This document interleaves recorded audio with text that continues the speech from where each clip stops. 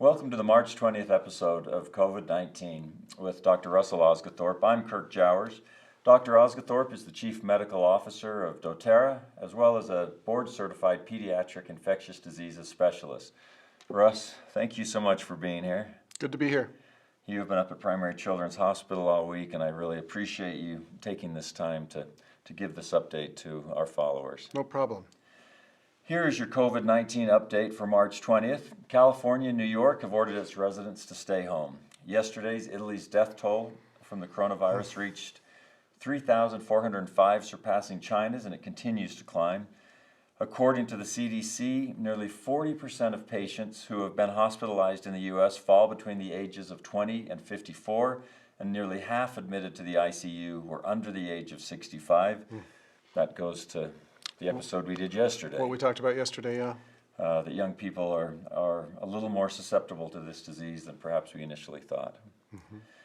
Let's look at the graphic as we do each day from the World Health Organization. Again, this exponential growth of people who are suffering from this disease. Yeah, it's going to get worse before it gets better.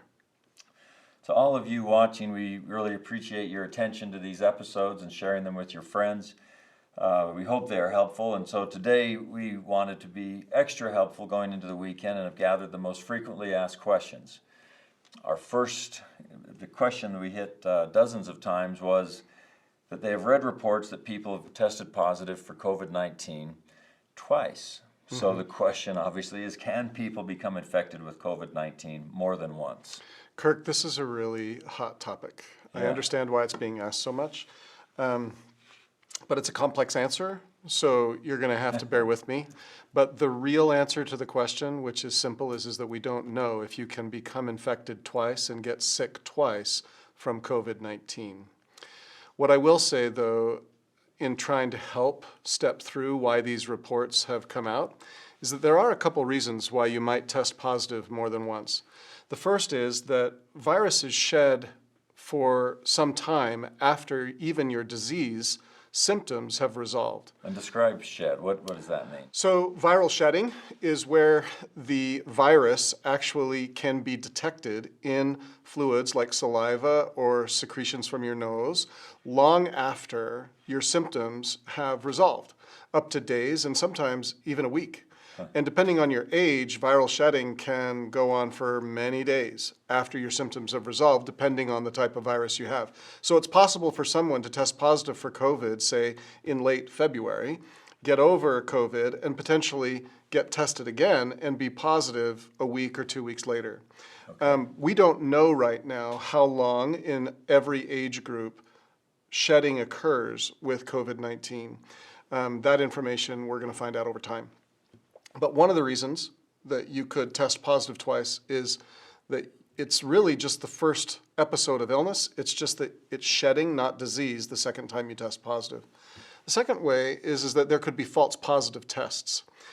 Every lab across the world is testing at capacity. And with PCR testing, which is incredibly sensitive, it's possible that some people could be tested a second time and that test could come back as falsely positive because there was a mistake in the lab with very tiny, minuscule amounts of contamination. Other reasons why you could test positive are that a second time is that you're a special host, meaning that you have an immune deficiency and your immune system doesn't function normally. And so you could potentially not generate immunity to the virus the same way other people do, and then you would potentially be able to contract the virus again. And then lastly, it is potentially possible that an asymptomatic infection with COVID-19 does not generate long-lasting immunity, for example. And you might then get infected a second time. Although we don't know yet, there are reports of multiple cases, meaning an individual getting multiple respiratory illnesses that are thought to be secondary to COVID-19 both times. But we don't know enough yet to say that definitively. Okay. And I imagine that it's going to take us some time before we can answer that question with good science. How long do symptoms of coronavirus last for the typical person? I know it varies, but is there some answer for that? You're asking really easy questions. So COVID-19 for many people is asymptomatic, right? Right. So for many people, they don't even know they have it and they have it. Right. So to answer your question, right, there's some that don't have any symptoms at all. Right. And then And there they never will. and they never will, right? Huh. Yeah. And then we assume that if you do have disease, that if it's moderate or mild disease, that your symptoms generally are lasting about a week. And if you have severe disease, it can go much longer, even as far as 2 weeks, where we have people in ICU settings for much longer. So it tends to be a typical influenza-like illness lasting 7 to 10 days, unless it's severe, and then it can go longer.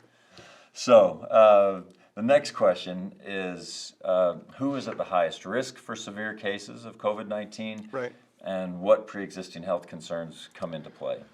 Okay, so data coming out of the areas of the world that have been fighting this infection the longest, so that's China, Korea, Italy, show that it's age-related.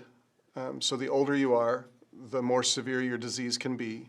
And then it's chronic respiratory conditions like asthma, COPD, emphysema, Right. and then there's cardiac conditions, chronic cardiac conditions, and then maybe this, diabetes, and then maybe this last one of immunity states, but we're not sure on that last one. Great. The final question that a few of you asked, I think trying to make sure that we walk the walk as well as talk the talk, since we're both executives at doTERRA, is, are doTERRA employees still working at the office, or is doTERRA practicing social distancing? Oh, you bet we are. We've gone to great efforts to decrease our campus footprint. Most of our employees in the call center, for example, have been working from home. Last weekend, hundreds of them were set up with computers at home in an Herculean effort to get everybody working from home as quickly as possible. We were very progressive in how quickly we moved, even before governments in the state of Utah were asking us to do so. That's exactly right. And a lot of credit to Corey Lindley, who's been the chair of our task force, has done an incredible job. And as you mentioned, IT doesn't always get praise because here they have been amazing, unbelievable. really amazing. Yeah, to send off our thousands of customer service employees, account managers, everyone else to have them work from home. Our parking lots are empty for the most part. In fact, I took a couple of pictures of some of our social distancing. You can see, this employee store where we have these, 8-foot differences to make sure we're well beyond the 6 foot to go in. And then I took of the parking lot. The first one makes us look like we're really doing well because there's like 3 cars out of what it should have been 300. The other one, you will see a cluster of cars, and that's around, of course, our manufacturing and shipping. We have redone that to make sure that they are practicing proper social distancing, but we're grateful that they are still showing up and getting our products manufactured and shipped out. I will say, to close that last question out, that it's not just the businesses that need to be doing this, though. Like we said yesterday, families and individuals need to be doing the same sorts of big-time efforts to change the way they live. That's right. So be safe this weekend. Thank you for watching, and we'll look forward to seeing you again on Monday.